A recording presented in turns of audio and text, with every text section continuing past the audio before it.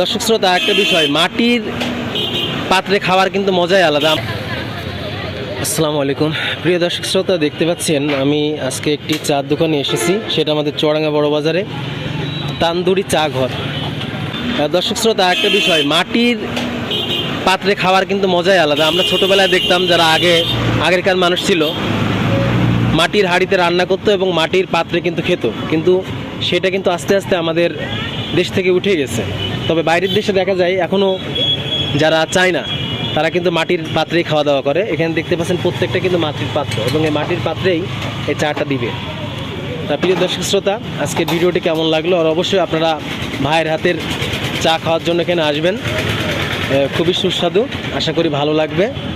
আপনারা এখানে এসে, এটা আপনার চুয়াডাঙ্গা বড় বাজার দৌলতদিয়ার পান যেতে ডাইন হাতে পড়ছে, এখান থেকে খেয়ে যাবেন। আজকের ভিডিওটি কেমন লাগলো অবশ্যই জানাবেন। সকলে ভালো থাকুন, সুস্থ থাকুন। আসসালামু আলাইকুম ওয়া রাহমাতুল্লাহি ওয়া বারাকাতুহু।